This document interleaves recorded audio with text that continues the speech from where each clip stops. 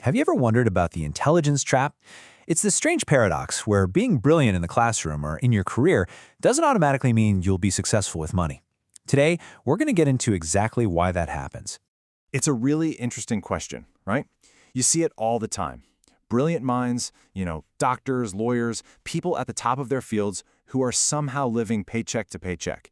And then you see others with maybe less formal schooling who build amazing wealth. It turns out this has very little to do with how smart you are and everything to do with how you think and act around money. All right, let's break this down.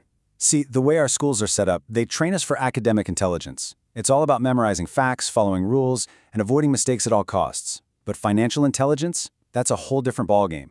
It's about controlling your emotions when things get chaotic, being willing to take smart risks, and, this is the big one, actually learning from your failures instead of being terrified of them.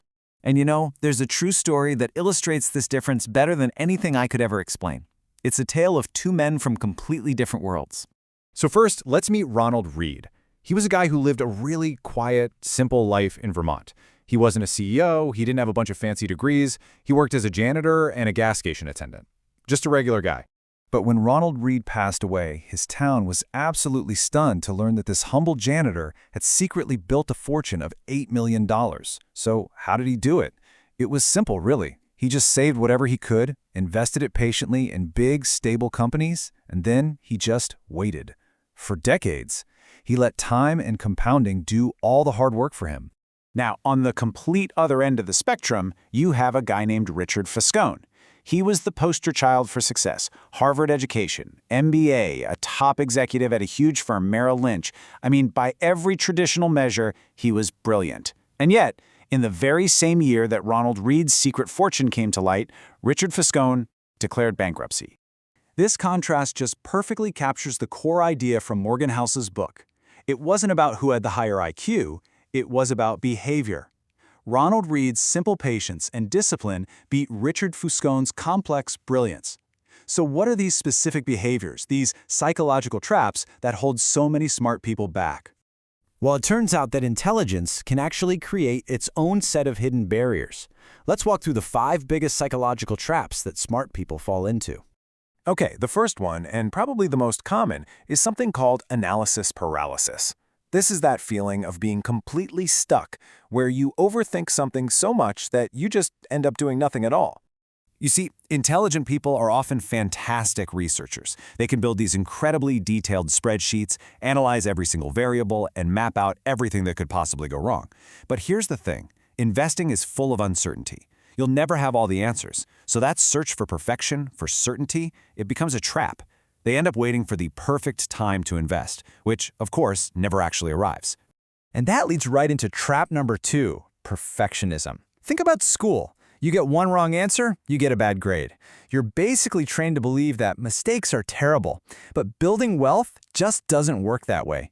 It's a messy process of trial and error. You have to be willing to make small mistakes, learn from them, and adjust your course.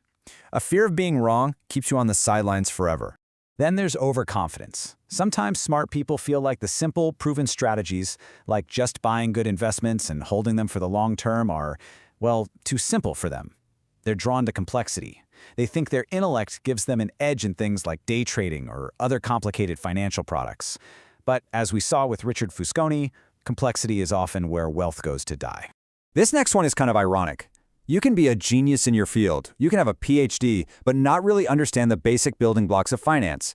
Like the difference between an asset, something that makes you money, and a liability, something that costs you money. The focus becomes all about earning a high income. But if all that money just goes out the door to pay for a bigger lifestyle, you're just running faster on the same financial treadmill. And finally, the 5th trap.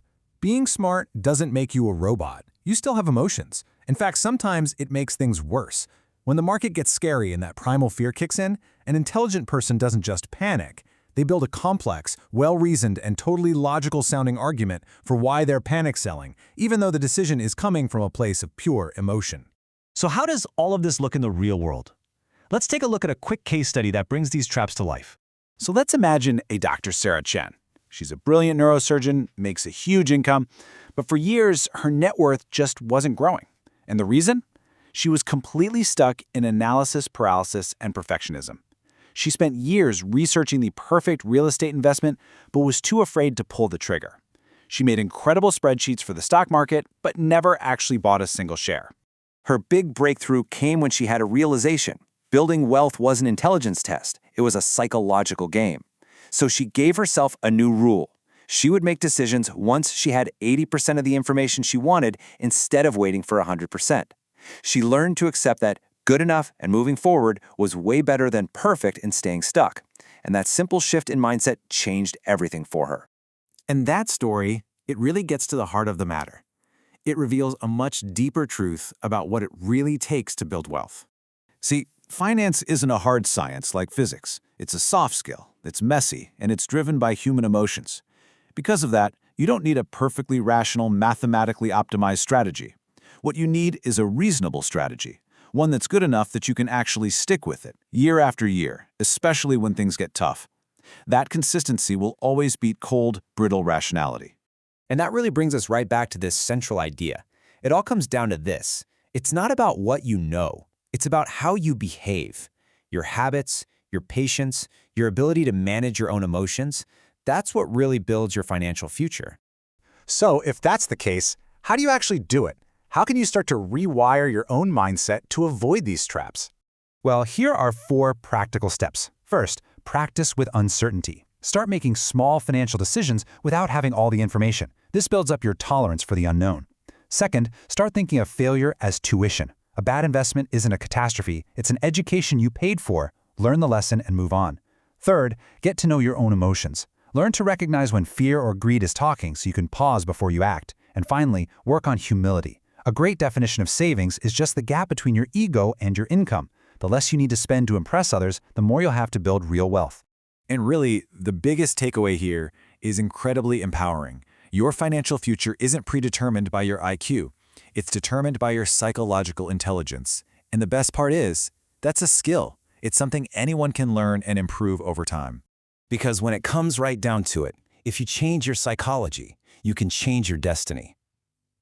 If you enjoyed this and want more explainers that help you think differently about big ideas, please make sure to subscribe. Thanks so much for your time today.